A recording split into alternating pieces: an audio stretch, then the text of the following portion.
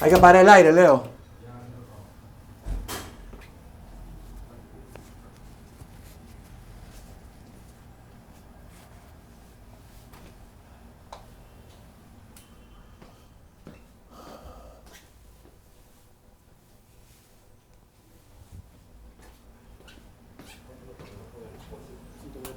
Hola, tío, ¿cómo estás? Estoy con la mano mojada, no te voy a saludar. Perdón por la demora, no había ¿Todo bien? ¿Has llegado a un punto? y casi imposible. Yo sé, tranquilo. ¿Qué me lo paso por abajo? Has llegado a un punto. Yo estoy un poquito más elegante que tú, pero siento que Sí. me voy a quitar el saco en cualquier momento. Perdón, como me dijiste que de cualquier forma entonces... No, no, no. Sí. No, estoy bromeando, porque ¿Ya? lo que quiero es quitarme el saco, porque vamos a parar el aire acondicionado, si no el sonido sale. Ah, ya, Claro, claro. presiento que el saco me va a traicionar. No, pero la ¿Tú gente bien. eres de Santa María? Sí, tú también. Sí, sí me acuerdo de ti. ¿Somos Cuando te- promoción? No, yo soy un año... Perdón, yo soy un... Yo soy Ya, pero un año perdón, después que Leo, tú. se ha sentado en el cable y está más... Yo soy un año después que tú. Pero se ve... No sé, ya bueno. Tú dirás, ¿estamos bien? ¿Viste lo que te pasé anoche? Fue el post del suicidio mediático, sí. Sí, De ahí quiero... Sí, porque fue justo anoche, por eso que estaba también bien ocupado. Y tú eres amigo de Ceci, entonces, de Cecilia Bosa. Sí, lo he entrevistado acá mismo. Sí, sí, En algo. un set distinto. Vamos a apagar eso.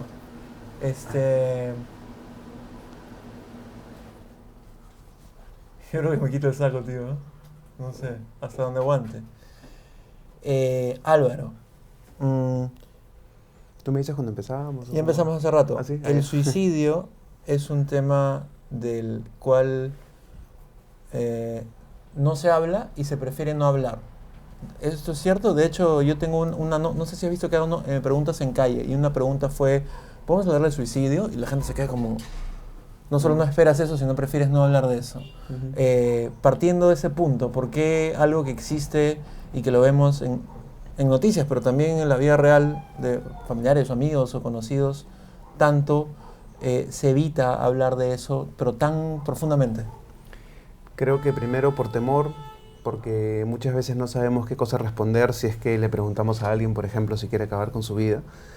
Probablemente porque sentimos que vamos a tener cierta responsabilidad, y creo que es una forma también de protección, porque no nos han hablado sobre prevención del suicidio cuando éramos chicos. O sea, cuando estábamos en el colegio, cuando estábamos en la casa, nos hablan sobre salud física, por ejemplo, ¿no? ¿Qué es lo que tenemos que hacer para, qué sé yo, para no resfriarnos o para no contagiarnos de alguna enfermedad?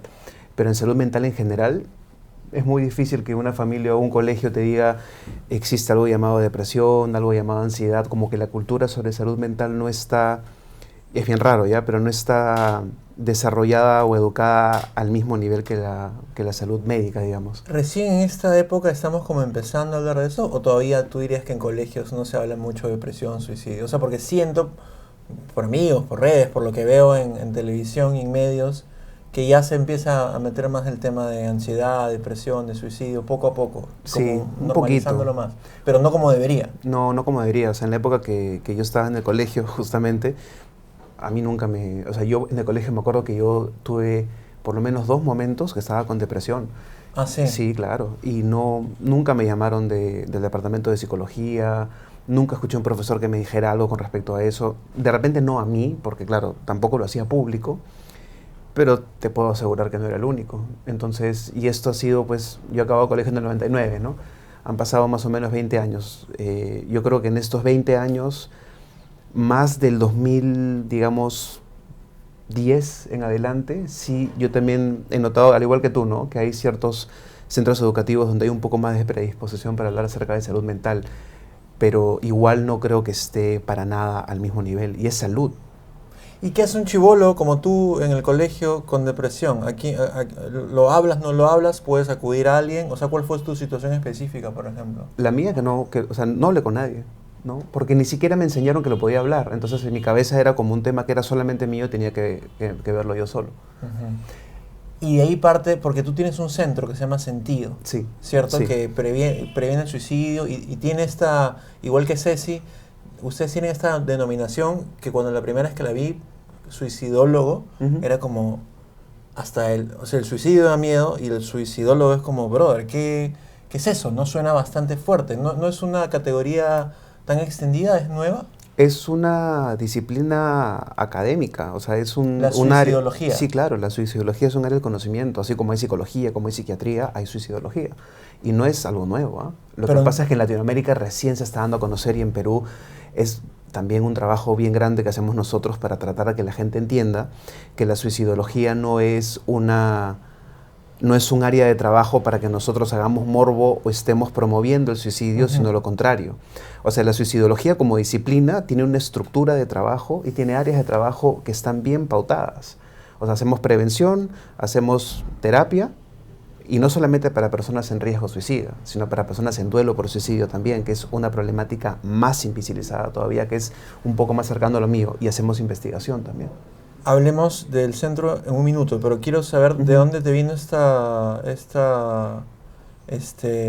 predisposición o ilusión de trabajar con esos temas. ¿Tú dirías que viene de tu propia experiencia? Sí, ¿Del claro. colegio? Sí. No de esa experiencia del colegio particular, pero sí de experiencias de mi vida en las cuales yo he estado cercano a gente muy cercana a mí que o intentó suicidarse o que falleció por suicidio. ¿Tienes Sí. personas cercanas que Sí, se o que suicidaron? alguien en algún momento muy cercano a mí que intentó suicidarse y otra persona que falleció.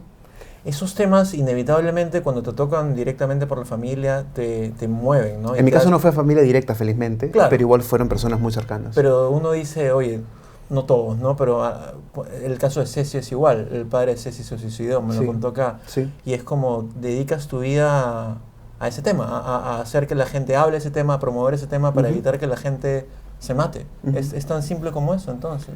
O sea, hay una iniciativa propia por algo que has vivido. En realidad, sí, o sea, en realidad, por ejemplo, en el caso específico de ella, yo la conocí porque ella nos contactó porque estaba buscando conocer a personas que hayan vivido la misma experiencia que ella. Y ahí, bueno, y la historia se desarrolló hacia adelante. Y en general, lo que yo he visto es más o menos lo que tú dices, que la gran mayoría de personas que se acercan al mundo de la suicidología, digamos, habrá un 20% que lo hacen por interés académico y de ayuda, y habrá un 80% o más que son personas que han tenido algún tipo de contacto en su vida con suicidio de cualquier manera, sea ellos mismos o alguien a su alrededor. Y eso creo que genera más empatía también. Porque la gente quiere entender y quiere entenderse y quiere sentirse acompañada de ese sentimiento, me imagino. ¿Desde cuándo tienen el centro? Desde el 2017 empezamos a trabajar fuerte en redes y como centro ya, digamos, físico, con el local y con todo lo que manejamos, 2 años y 2 meses aproximadamente, desde el enero, digamos, del 2018. O sea, somos relativamente jóvenes. O sea, Sentido se ocupa de la prevención y el acompañamiento en el duelo, o sea, de prevención del suicidio, que la gente no se suicide, y el acompañamiento en el duelo de los que se suicidaron. ¿Eso es el resumen del centro? No, es más. O sea, eso es lo principal en términos de terapia, ¿no? Nosotros, a ver, de manera muy concreta, nosotros en términos terapéuticos trabajamos con diferentes poblaciones, porque también recibimos gente que no es, que felizmente no están en riesgo, gente con ansiedad, con depresión, pero nuestro público objetivo son personas que están en riesgo suicida y su familia y su entorno, y personas que han vivido la experiencia de perder, así como yo, a alguien por suicidio, ¿no? Que se llaman sobrevivientes a pérdida y su familia. Entonces con ellos tenemos psicoterapia individual y tenemos también diferentes formas de trabajo grupal. En el caso específico de las personas en duelo por suicidio, nosotros, si bien somos un centro del sector, digamos, privado, tenemos una línea de trabajo social, que es la única que tenemos, que es la línea justamente de apoyo en el duelo, que son grupos que yo dirijo y que son gratuitos. Esa es la parte terapéutica. Luego, en la parte de prevención, lo que hacemos es hacer capacitaciones para centros educativos, para empresas, para personal de periodismo, así como por lo que pasó ayer, para personal rescatista, para que sepan cómo hacer prevención y cómo ayudar a una persona que esté en riesgo. Y bueno, hacemos workshops, hacemos talleres, todo lo que tenga que ver con la psicoeducación para la población. Y en la línea de investigación, lo que hacemos es generar conocimiento por medio de investigación, justamente, ¿no? Con diferentes poblaciones para tratar de divulgar también conocimiento científico acerca de la suicidología. Entonces nos movemos en todo eso. Bueno, es excelente. Y claro, también lo último, la educación, porque nosotros tenemos, bueno, clases para profesionales, ¿no? Y tenemos algo llamado Escuela de Formación, que es como un diplomado que dura 13 meses para psicólogos y psiquiatras para que sean suicidólogos también. En las líneas, digamos, más urgentes que has dicho al inicio, que son riesgo suicida y acompañamiento en el duelo, ¿cómo identifican ustedes o cómo identifica una familia a una persona querida, familiar o amigo que está en riesgo suicida? ¿Cómo denominamos qué es un riesgo suicida? A ver, es que es bien amplio, ¿no? No, yo sé, pero digamos, alguien que está viendo esto y que tiene dudas, ¿cómo podría tener un pequeño vistazo de, él de repente tiene, ¿no? ¿Qué ves? ¿Cómo se siente? ¿Qué es? Mira, lo primero justo lo que decía, si alguien tiene una duda, o sea, si un familiar tiene una duda, porque conoce a quien sea, su hijo, ya su es hermano. Un punto importante. Sí, claro, hazle caso a tu duda, ¿no? Instinto, claro. Pero, a ver, lo que se ve en general es personas que tienen problemas psiquiátricos definitivamente, pero además de eso... Define problemas psiquiátricos. Depresión, ansiedad, trastorno bipolar, trastorno límite de la personalidad, esquizofrenia, diferentes diagnósticos que suelen asociarse bastante con... Que no son ninguna broma y ahora la gente lo usa como, no, yo soy bipolar, no, yo soy depresivo, ¿no? ¿Has visto que hay como una...? Sí, claro, no, de broma no tiene nada. De broma no tiene absolutamente nada, son temas bastante serios. Son diagnósticos psiquiátricos severos, lo que pasa es que la gente lo convierte en lenguaje popular y no lo entienden como es. Ya, lo primero es una persona con un tema psiquiátrico, dices. Sí. Ya. Y después de eso, los cambios de comportamiento, el aislamiento. Hay personas que a veces tienen algunas maneras de verbalizar algún tipo de despedida, la falta de buscar ayuda, en fin, son bastantes cosas, apatía, falta de energía, ¿no? Y verbalizaciones también, como por ejemplo decir ya no quisiera estar acá, quisiera no despertar. Todos son como indicadores que una persona que ve en alguien que quiere tiene que de manera muy sutil pero muy directa y con mucha empatía preguntar qué es lo que está pasando y si está pensando en acabar con su vida. Y esas verbalizaciones pueden ser comunicadas de manera natural, ¿no? No es que la persona está gritando, llorando, no puede ser, oye, en verdad quiero terminar, o sea, puede ser dicho de manera natural en el día a día. Sí, o sea, hay personas que lo dicen de manera verbal, hay gente, por ejemplo, en algún momento alguna persona me contó en consulta que una amiga suya estaba en el cine y recibió un mensaje de otro familiar por WhatsApp en el cual le decía, me siento mal por tal razón, ya no quiero seguir viviendo. Entonces, la gente busca ayuda de diferentes formas, claro. Y en el tema de riesgo suicida y de diferentes mensajes o signos, hay todo un estigma, ¿no? Porque estamos como acostumbrados a, no, ese pata quiere solo llamar la atención, quiere que la gente le haga caso. Y eso muchas veces no es cierto. Y muchas veces se descuida el familiar o ser querido y termina suicidándose por una falta de, ¿qué es? Empatía, educación, de conocer que realmente la persona está en riesgo. ¿Eso sucede también? Que la gente como lo minimiza y dice, no, él quiere llamar la atención nomás. Mira, en realidad te voy a dar una respuesta un poco disruptiva, ya que es completamente diferente. Por favor, para eso estamos. Muy probablemente, en muchos casos, las personas que se sienten mal, como están buscando ayuda, están buscando llamar la atención. Pero si alguien está llamando la atención es porque te está diciendo que se siente mal. Entonces, si yo veo a alguien que está llamando la atención, en lugar de minimizarlo o juzgarlo, lo primero que voy a hacer es estar agradecido porque está confiando en mí, y lo segundo que voy a hacer es evidentemente ofrecerle ayuda. Entonces, lo que pasa es que esta discusión de si es llamar la atención o no hace que te entrampes y se polariza la discusión y al final todo el mundo empieza a irse por otro lado y no actúas. Y no va al centro mismo. Claro, o sea, al final en realidad lo que importa es si una persona, de la manera que sea, te está dando a entender que se siente mal y que se quiere suicidar, lo que tienes que hacer es primero tomarlo como un estado de emergencia siempre, abordar lo que pasa en segundo lugar y derivar a tratamiento profesional. O sea, no es tan difícil.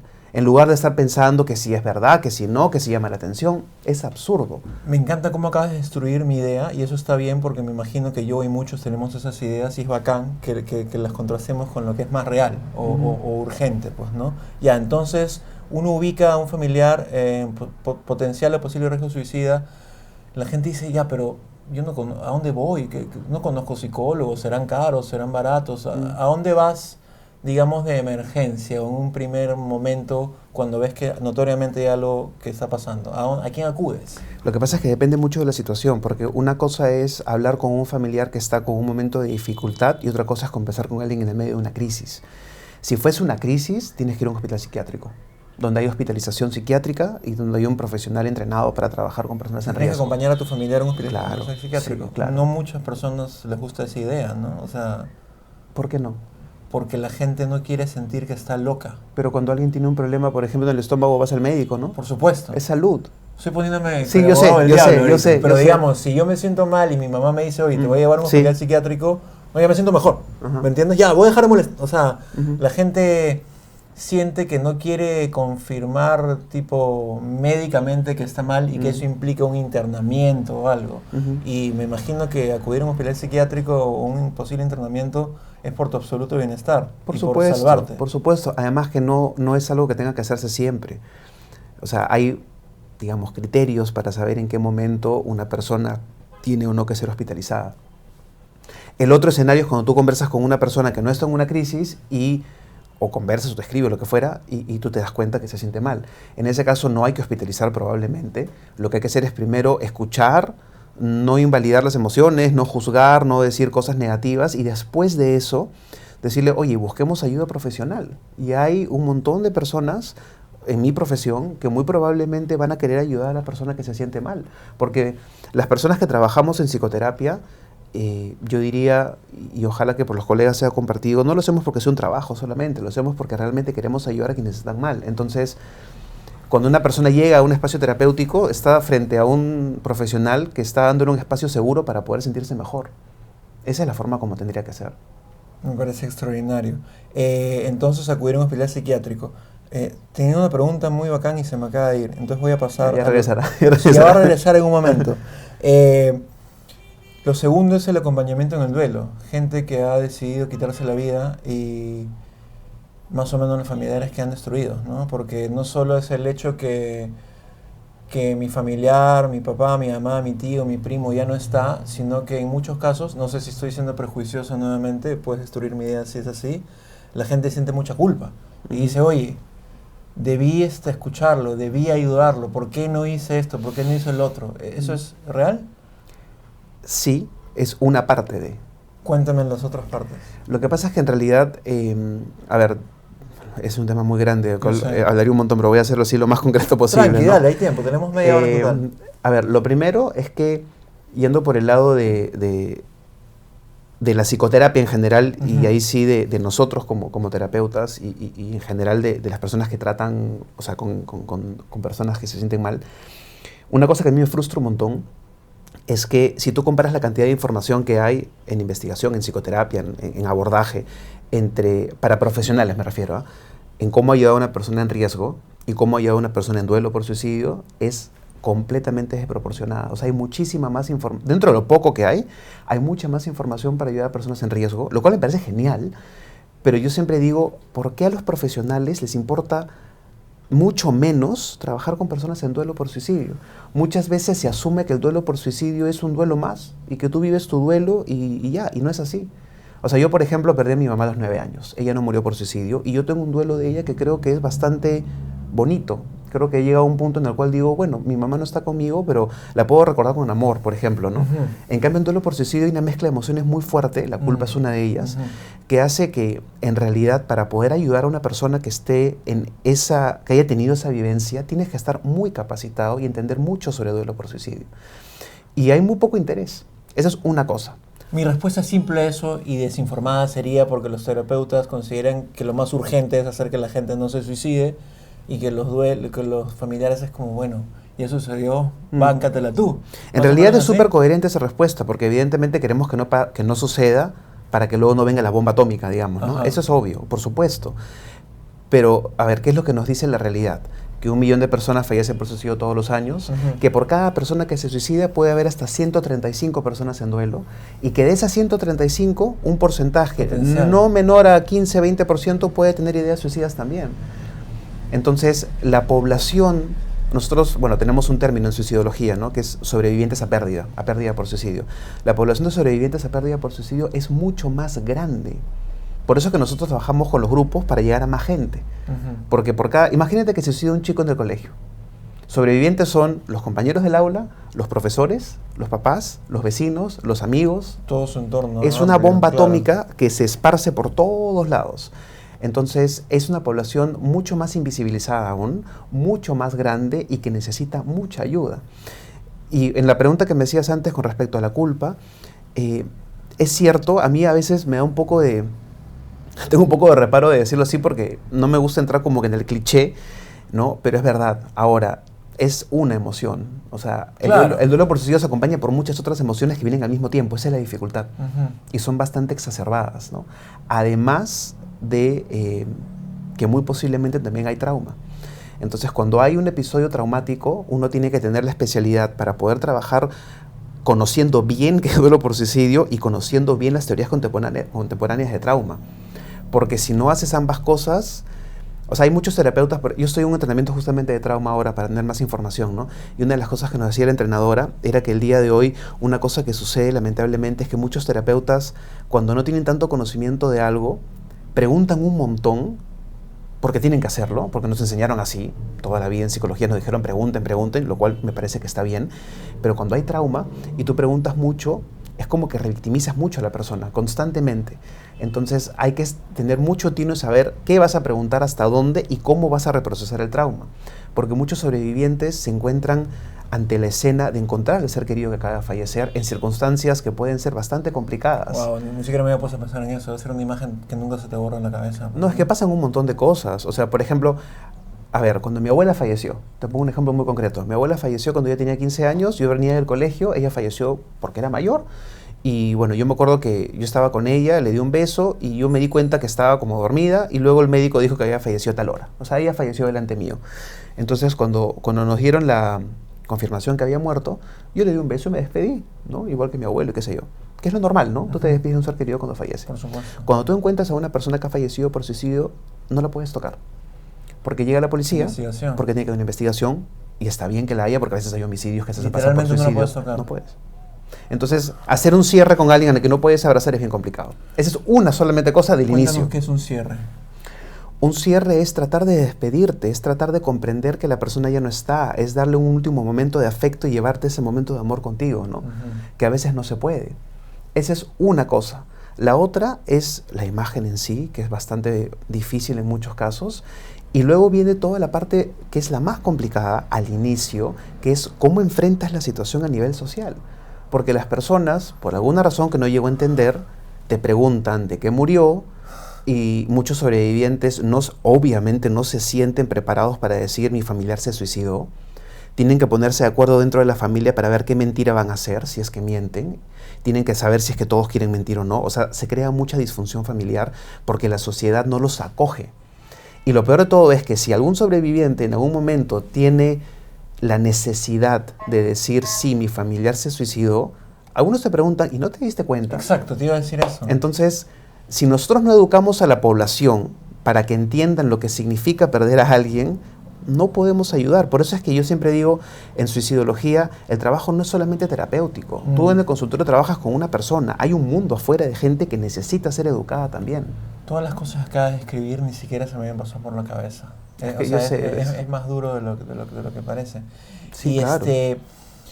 Ayer hemos quedado en esa entrevista hace, no sé, algunos días, una semana, y sí. Ayer por la noche me dijiste, oye, ayúdame a compartir este posteo. Sí. Y ahí vamos a hablar del tema mediático, que dijiste de periodismo y cómo comunicar esto. Hay este potencial suicidio mediático, que no sé qué, y cuando dijiste mediático, yo al toque pensé, ¿qué artista o qué miembro? No, era porque estaban transmitiéndolo en vivo en televisión. Eso fue lo primero que pensé, y después entendí que cuando dice suicidio mediático es que hay... Sí, de repente el término no estaba bien, no sé, fue... todo sí. Bien, pero me refiero a... Claro, todos hemos nacido aprendiendo las noticias, viendo y esta madrugada un suicida grabando el camarógrafo en el puente Viena con la persona sentada en el precipicio, ¿no? Y eso no es correcto. Es negligente. Cuéntame por qué. Mira, a ver... negligente. Es claro, es negligente.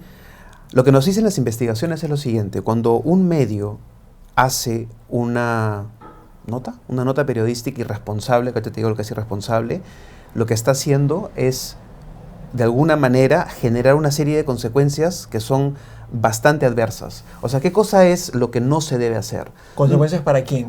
Ahorita te digo. Primero, lo que no se debe hacer. No se debe filmar a una persona que está en el puente Viena o en cualquier otro lugar. Y lo hemos visto toda la vida. Sí, claro. No se debe especular porque lo hizo. No se deben tomar fotos. No se debe colocar ningún tipo de asunción que el policía asume que fue una cosa o la otra. No se tiene por qué decir cómo lo hizo, por qué lo hizo. No debe estar en una portada. Tiene que ser algo sobrio. O sea, exactamente lo contrario de lo que se hace. Eso es lo que no se debería hacer. Y la OMS te lo dice. Tiene elementos específicos para periodistas. Como lamentablemente muchas veces no lo hacen, se generan por lo menos 3 tipos de consecuencias que son las graves. La primera es que hay mucha más insensibilidad, porque como nos dan tanto morbo, nos acostumbran al morbo. Nos acostumbran al morbo, consumimos morbo y nos insensibilizamos. Entonces pasa como sucedió con este chico que falleció cuando salió del metro de Lima, que una persona dice se hubiera matado en la noche porque llega tarde a trabajar. Exacto. Y no se conecta con el dolor de la pérdida. ¿Por qué? Porque nos han acostumbrado a tanto morbo que no lo pensamos. Esa es una consecuencia. Las otras dos son más graves. La segunda consecuencia es el suicidio asistido. El suicidio asistido, para resumirlo, porque tiene varias formas de entender en cuanto a los medios, básicamente es lo siguiente, que un medio de comunicación al momento de narrar la ocurrencia del suicidio o del intento lo haga de manera inapropiada, diciendo, por ejemplo, qué fue lo que hizo la persona para fallecer. Entonces, por ejemplo, hace varios años cuando falleció un cantante de K-pop muy conocido, un diario X que no diré cuál es, casi en la portada o en una de las noticias, tanto en web como en escrito, narró el fallecimiento de este chico y dijo, tal artista falleció de tal manera, con detalles, y abajo en web salía, si tú quieres saber lo que pasará con tu cuerpo luego de hacer tal cosa, haz clic aquí. Entonces lo que están haciendo es otorgar información a las personas que están en riesgo, diciéndoles qué tan efectivo puede ser lo que vas a hacer. Están asistiendo a un suicidio, están dando la información para alguien que está mal. Y eso es súper negligente. Y aparece en todos lados. Cuando se suicidó Alan García fue igual. Hicieron una infografía de su pistola y por dónde entró la bala, por dónde salió la bala. ¿Para qué hacen eso? ¿Cuál es el punto medio entre informar verazmente sobre un hecho que ha sucedido de manera objetiva y el no informar tanto de... O sea, ¿cuál es el punto medio entre informar lo que ha sucedido y poner como un hecho que existe el suicidio y que no debería suceder y no informar? O sea, ¿cuál es el punto medio para hacerlo de manera correcta entonces? Pues de repente lo que te decía al inicio, ¿no? O sea, en realidad la OMS tiene criterios bien puntuales, son muy fáciles de seguir. Lee tu manual y haz lo que te dicen, ya está. Sí. ¿No? Porque si no se generan estas dos, y la tercera consecuencia es el contagio psicológico, que hace que las personas se sientan muy mal. Cuando falleció Alan García, la cantidad de personas revictimizadas por la forma como los medios estaban agrandando la nota fue alucinante. Ese día nosotros no hemos parado en todo el día. O sea, empezamos desde las 8 de la mañana hasta las 10 de la noche. Los pacientes que ya teníamos estaban mal, pacientes nuevos que estaban en crisis, personas en duelo que estaban revictimizadas. ¿Por qué? Porque era imposible. O sea, yo tenía una paciente, por ejemplo, que literalmente cerró su cuenta de Facebook, dejó el celular en otro lado y dijo, no quiero pensarlo porque se sentía mal, pero era imposible. Porque estaba en la calle, estaba en los medios, estaba en la tele, estaba en todos lados. Entonces, y genera un contagio muy grande para quienes están mal.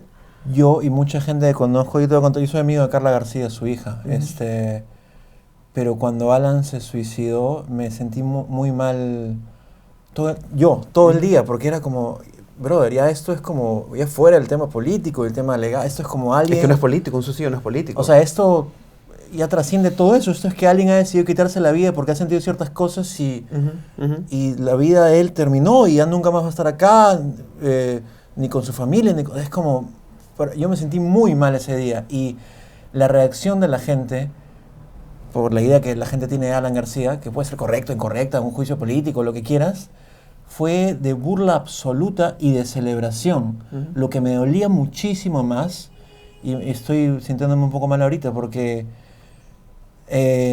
no sé, ¿qué hay? ¿Cómo denominamos con una palabra cuando alguien se suicida o se mata y tú tienes ideas sobre esta persona que pueden estar correctas o incorrectas, o puede ser cierto, o puede ser falso, y te alegras de la muerte de alguien, y te alegras de la muerte, y te alegras que los familiares, o sea, fue para mí, digamos, humanamente, es como, wow, no todos, ¿no? Pero hay un gran grupo de la población como que se alegró de su muerte.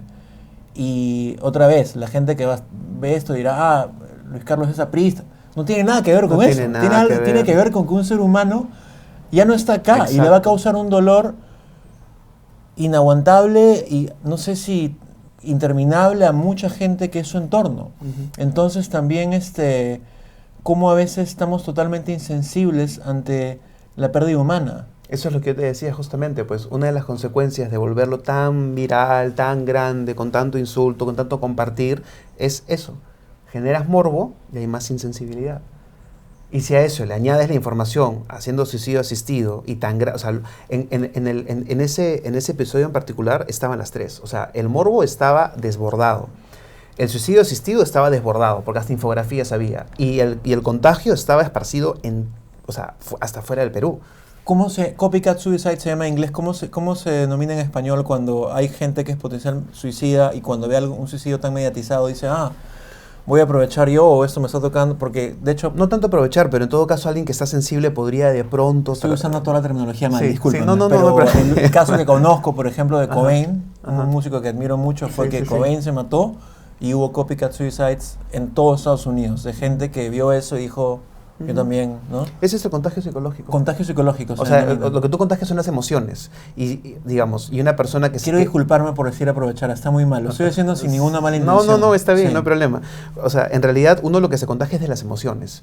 Y si yo soy una persona que ya estaba en riesgo, que soy muy sensible, podría, porque no hay ninguna ley acá, no es una causa-efecto tampoco, podría tener mayor predisposición para hacer una conducta suicida.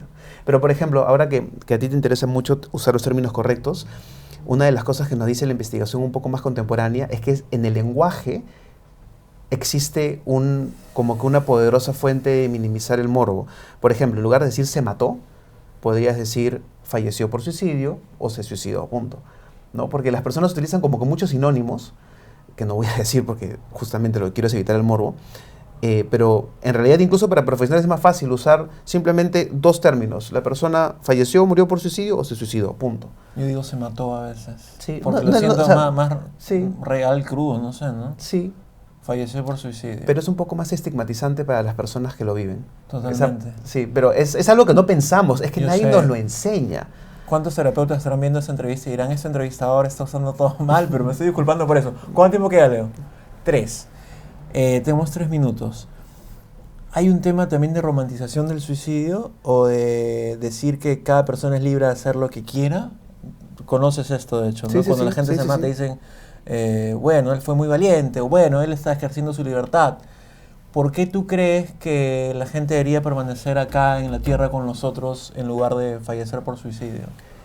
Bueno, eso es bien complicado de responder porque no estoy en la cabeza de los demás. No, pero digamos, conoces que hay un tema donde la gente dice, bueno, él ejerció su libertad, es un ser humano responsable. Sí, claro. Mira, también te lo respondo de otra manera. Porque esa es una pregunta que me han hecho bastantes veces y que es un poco complicada de responder, pero ya creo que tengo una respuesta más o menos concreta, que es la siguiente. Nosotros, en sentido y en general, los terapeutas que nos dedicamos a esta área de trabajo, ni tenemos el derecho ni tampoco pretendemos trabajar sobre el libre albedrío o la voluntad de las personas. Entonces, si hay alguien que en realidad, es un porcentaje muy pequeño de la población, alguien que te diga, yo quiero acabar con mi vida y no tengo ningún problema y es mi derecho y no sufro y estoy bien y qué sé yo, hay personas, sí, muy poquitos. Muy, muy poquitos. En esos muy, muy poquitos, lo que nosotros podemos hacer es preguntarles si es que quieren ayuda. Si la persona no quiere ayuda y se cierra por completo y tú tratas de persuadir con diferentes argumentos por el sufrimiento, etcétera, y aún así no lo quiere hacer, no nos corresponde hacer más. Pero como te digo, ese es el 99% de personas que quieren suicidarse sufren, porque no es que quieran morir, es que no toleran el sufrimiento. Entonces, si buscan ayuda, es porque quieren ser ayudados. Entonces, como te digo, no vamos a trabajar sobre el libre albedrío o la decisión de una persona. Lo que vamos a hacer es, si tú te sientes mal y por lo menos tienes un pedacito tuyo, como siempre es, que es ambivalente, que tiene dudas, trabajemos con esa parte tuya para que te puedas sentir mejor. ¿Puedo darte mi respuesta a esa pregunta no profesional? O sea, mi respuesta... Sí, claro, obvio. Porque a pesar de que nos podemos sentir muy mal a veces, muy, muy mal, siempre hay una partecita nuestra que está hacia el lado como que de luz. Sí, claro. Y la vida, a pesar de las múltiples cosas que suceden, es paja. A pesar de todo lo malo y el sufrimiento y todo, merecemos, creo, estar acá y disfrutar de la experiencia. Y de repente alguien no lo ve paja ahorita, pero lo puede ver paja después si se da la oportunidad. Y merece un tratamiento y merece una oportunidad de sentirse mejor y la gente... Aunque esto suena recontra romántico, pero hay gente que te quiere y gente que te aprecia y gente que tú aprecias y creo que merecemos vivir esa experiencia. Una cosita rapidita que quería decir antes de acabar, así 30 minuto. Segundos, sí, rapidito. Para todos los que ven YouTube y usan redes y qué sé yo, si ven un suicidio, intento de suicidio, no lo compartan, no lo comenten, no pongan impresiones, porque mientras más gente hace eso, más viral se vuelve. O sea, lo que ha pasado ayer ha sido muy, muy fuerte. Y hoy día, de hecho, va a aparecer en todos lados, como pasó con el chico que saltó en el metro, como pasó con diferentes personas. Entonces, muchas veces nos dicen, ay, ¿qué voy a hacer? Es muy grande el problema. Trabajas en tu entorno con cosas chiquitas. Basta con que no compartas o no comentes y ya hiciste un montón. ¿Cómo se contactan con Sentido? ¿Ya fue? Listo. Sí, Perdón. me despide. Ah, Sí. ¿cómo, si quieren contactarse con Sentido por Facebook, están Sí, en... sí. El nombre completo de la página Sentido Centro Peruano de Suicidología y Prevención del Suicidio o sentido.pe. Ya está. Muchas gracias. Gracias, tío. Espero Está, haberlo de hecho nada. bien. Espero No, haber hecho sí, las preguntas ha correctas. sido como que todo así súper rápido, pero No, bien. pero bacán. Hay un montón de información en media hora y la